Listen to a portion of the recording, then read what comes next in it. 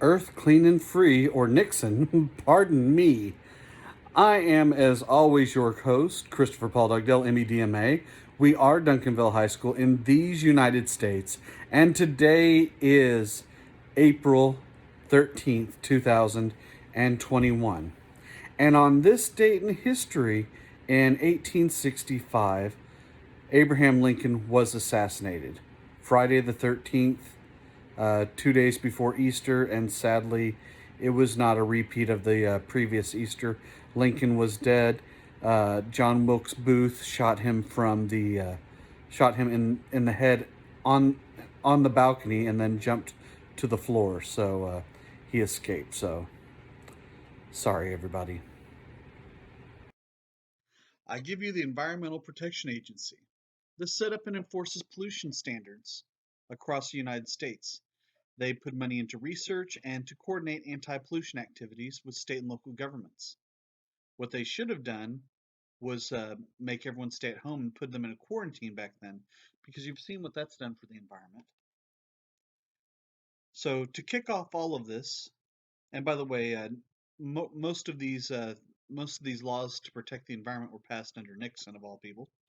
Uh, to kick everything off, you had what was called Earth Day. This is April 22nd, 1970, and this was to raise awareness on the negative impact on the environment that people have. Right there, you can see up on the map on the left-hand side some of the major ecological disasters of the last, what is it, 50 years? Okay. You see, well, we're going to talk about several of these. One of the most famous was the Exxon Valdez whenever I was in high school, where a gigantic oil tanker crashes and spills all of its oil into this area right here to the south of Alaska. It killed a lot of baby seals and covered them with oil. During that time, we tested several of the pilots or captains of these ships, and they were found to be drunk most of the time. And how we didn't have more of these accidents, I'm not quite sure. The Clean Air Act of 1970, this creates emission standards for factories and automobiles. Uh, it's not really enforced much until the late 80s, early 90s. In fact, if you were driving in from Arlington to Duncanville, as you go up to the hill uh, going on I-20, you can generally see Dallas at that time.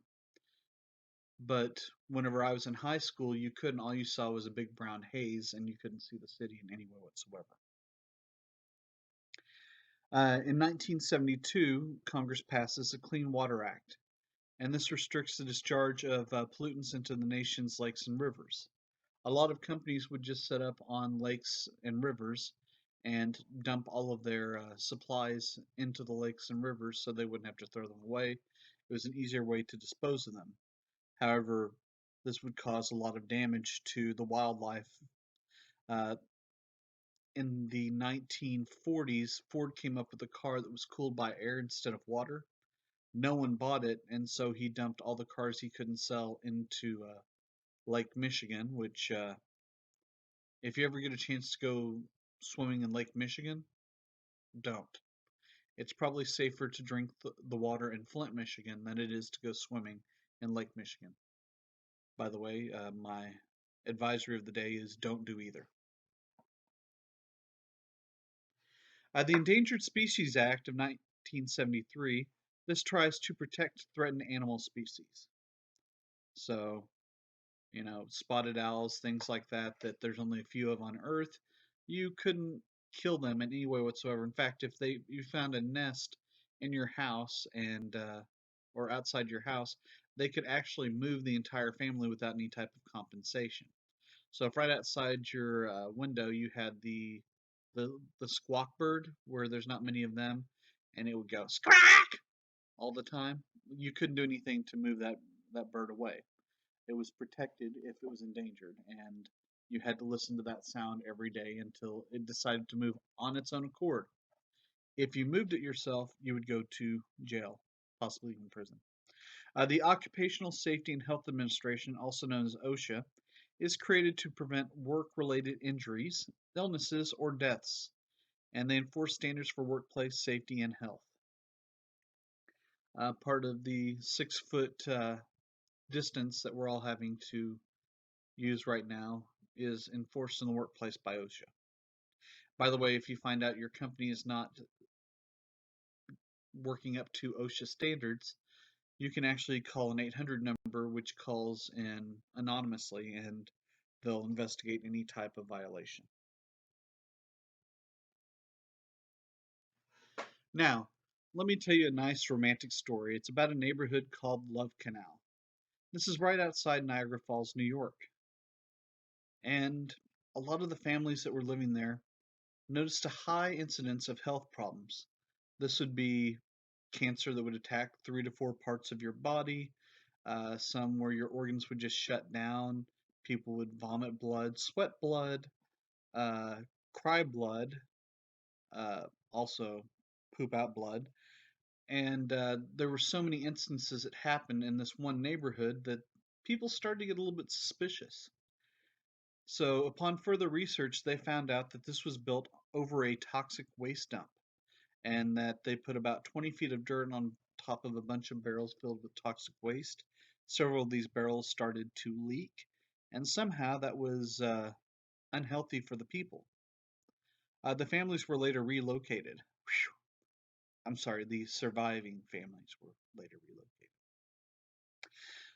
So, uh, 3 Mile Island. This is in New Jersey, so not a lot of people there anyway, not a lot of healthy people. You've got, I think it probably explains why, what is it, Snooky is the way that she is. Anyway, on March 28, 1979, a nuclear facility overheated and radiation escaped into the environment. The plant was eventually declared safe. Now, we all know the real story behind what happened if you've seen X-Men Wolverine. He and Sabretooth fought Deadpool on top of one of the smokestacks, and Cyclops, with his super laser vision, blew out a side of. It's all the X-Men fault. If you want to watch the documentary, it's called X-Men Origins Wolverine. So let's see truth. The consumer movement. This protects people from the products they buy. Ralph Nader, who we'll talk about later on in this unit, he worked to protect people from unsafe cars and products. He started attacking cars first, saying that they put style, cost, and speed ahead of safety. Now, honestly, whenever you go to look at a car, you're thinking, what kind of airbags does this have? How fast will the airbags deploy? Most of the time, you're not thinking that. You're thinking about, does this car look good? Will my friends make fun of me if I buy this car? And when are mom and dad going to buy it? The National Traffic and Motor Safety Act creates safety standards for cars and reduces speed. So in the 1970s, they introduced this new contraption that would never catch on called seatbelts. Nader also will examine dangerous toys, flammable fabrics, and the safety of food. Uh, there was this one chemical that was developed that would keep clothes from staining. You could basically pour ketchup on a white shirt and then just rinse it, and there'd be no trace of the ketchup. The only small problem that they had was if you got near a heat source of about 130 degrees, it would ignite and burn like napalm and normally give people severe third-degree burns over the entire area of the skin, and the fire was almost impossible to put out once it started. But did not stain. I don't know if you heard that part. Also, dangerous toys. Uh, in the 1980s, when Star Wars came out, they released an action figure called Boba Fett. If you saw The Mandalorian, you know what I'm talking about.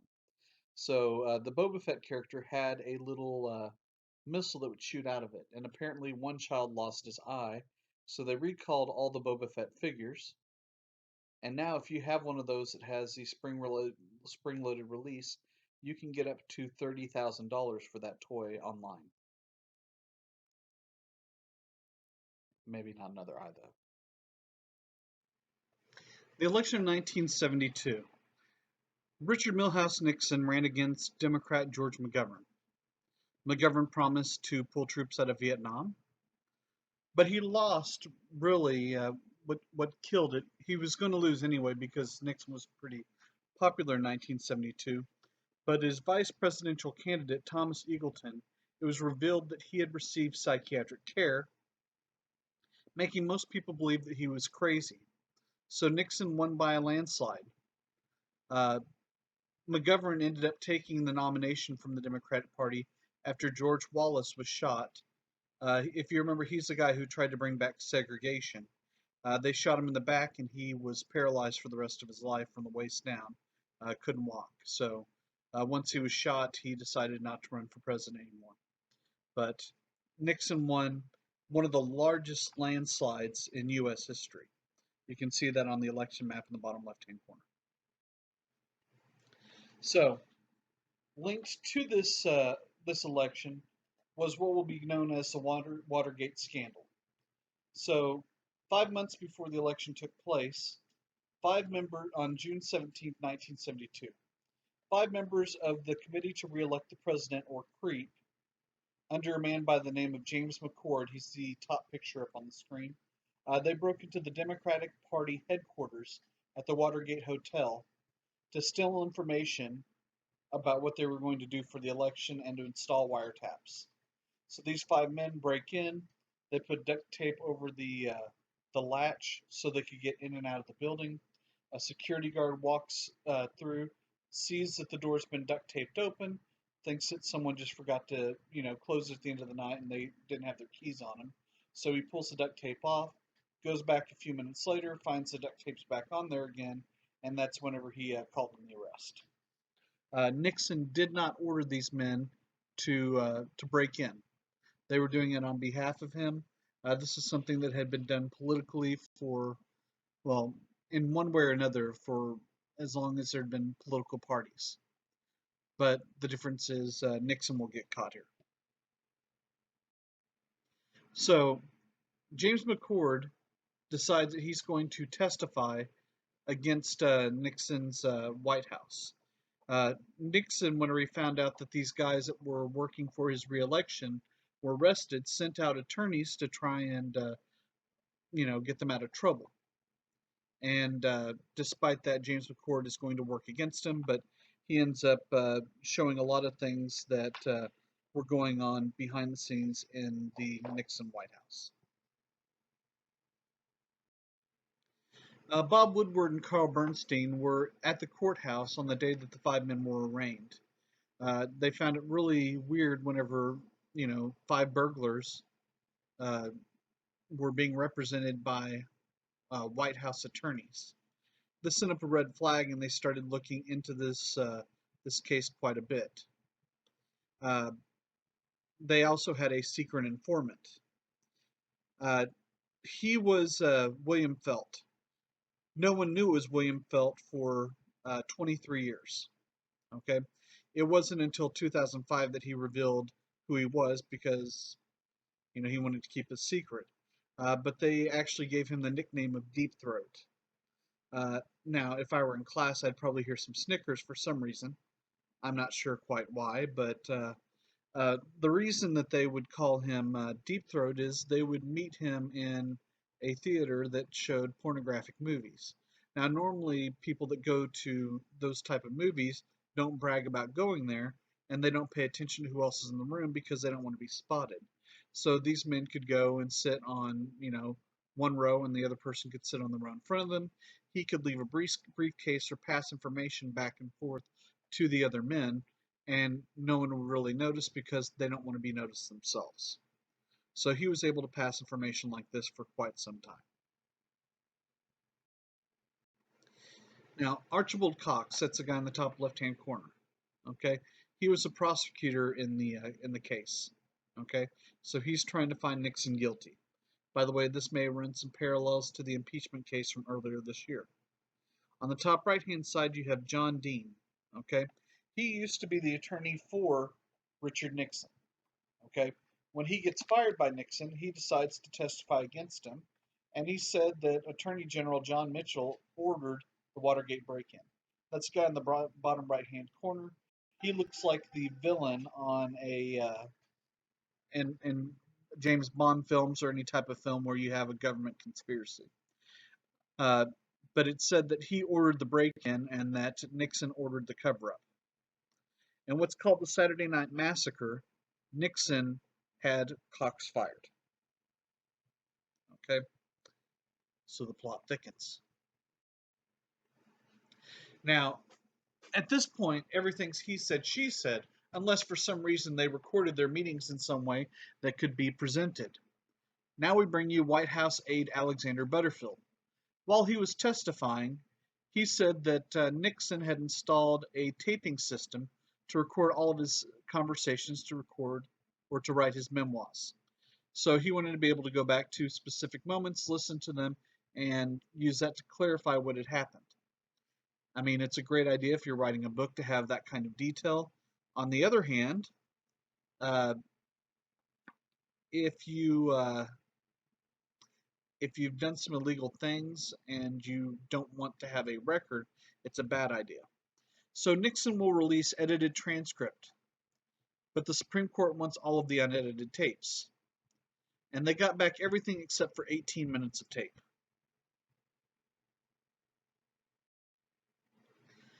So executive privilege. This is a principle that White House conversations are confidential to protect national security. Okay, so Nixon uses the same claim that Thomas Jefferson, pictured below, did whenever he went to court, and said that if I let out this information, that uh, it could endanger the nation. So, uh, based on based on this information, the Supreme Court made the decision that with the separation of powers, that it would put the president above the other branches if they didn't have the same information. So they required that certain members of Congress and certain members of the Supreme Court would be privy to the same information as Nixon, and based on this information, they demanded the tapes. Now, around the same time this is going on, the 25th Amendment is passed, and this tries to settle all the problems with the succession of the presidency. Who is next if the president has to step down? Okay, that would be the vice president, and if the vice president is down, then that goes to the Speaker of the House, followed by the Secretary of State, followed by the Majority Leader of the Senate, and then through all the cabinet positions on the condition that they were born in the United States and over the age of 35. This is Spiro Agnew. He was Vice President of the United States from 1969 to 1973. Uh, he was forced to resign because he didn't pay taxes while he was the governor of Maryland and because he took bribes. He had to be replaced, so Nixon chose the Republican leader of the House of Representatives, who was Gerald Ford. So Gerald Ford becomes the new Vice President of the United States. We'll get back to that soon.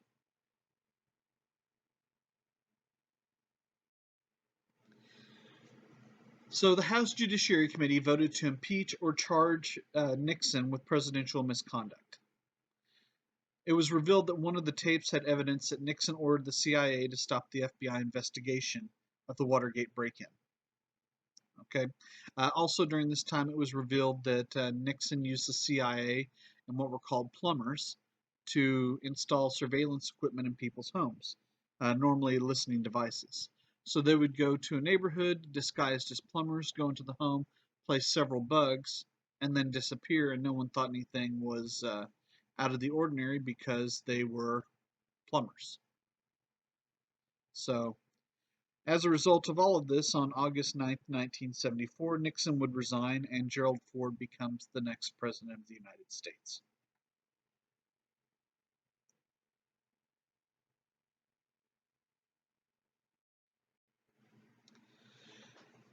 So Gerald Ford comes to the presidency. Okay, he is the first president who was not elected into the position. Now, every other president had either been elected as president or on the ticket as vice president. Gerald Ford, however, was moved up because the vice president stepped down, and in addition to that, his vice president, Nelson Rockefeller, was also appointed to his position. Under Gerald Ford's presidency, He would pardon Nixon because he was not able to do any business of the government because of constant questions about Nixon. Vietnam would finally fall, or South Vietnam would finally fall to the North Vietnamese. The economy was falling apart. Unemployment was about 10%, which compared to now was not as bad as it is right now. Inflation rises to double digits. And so then Ford takes a really weird challenge and decides to start a program called Whip Inflation Now or When. And this is where he declared war on inflation. Now, how does that work? That's an excellent question. I have no explanation. I'm moving on. And now we end another day of notes. I hope you're all happier and healthier. I miss you all, and hopefully I'll see you soon. This is Mr. Dugdale signing off.